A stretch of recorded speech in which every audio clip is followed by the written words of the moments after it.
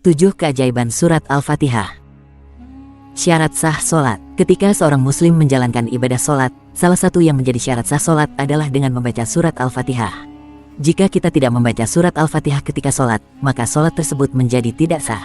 Tidak sah solatnya orang yang tak membaca surat Al-Fatihah. Hadis riwayat Muslim. Sebagai obat, keistimewaan lainnya adalah dapat menyembuhkan penyakit. Surat Al-Fatihah menjadi kunci pembuka segalanya. Inilah mengapa Al-Fatihah dapat menyembuhkan penyakit dan pembuka dari segala urusan kebaikan. Allah Subhanahu wa Ta'ala berfirman dalam Quran Surat Al-Isra ayat 82 yang artinya, "Dan kami turunkan dari Al-Quran suatu yang menjadi penawar dan rahmat bagi orang-orang yang beriman, dan Al-Quran itu tidaklah menambah kepada orang-orang yang zalim selain kerugian."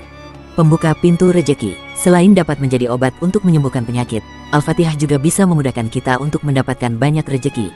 Dipercaya, ketika kita membaca Al-Fatihah sebanyak 41 kali di sepertiga malam atau ketika sahur, maka Allah Subhanahu wa Ta'ala akan membukakan pintu rejeki dan dimudahkan segala urusannya.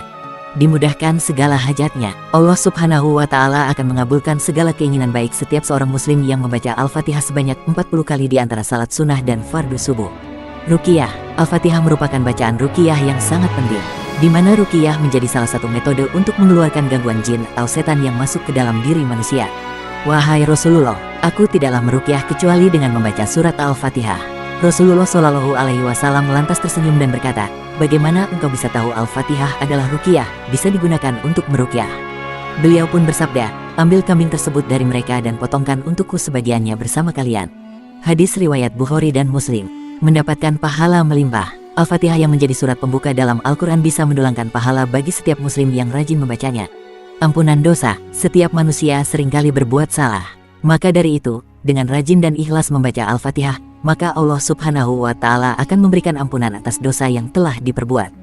Wallahu alam bisawab.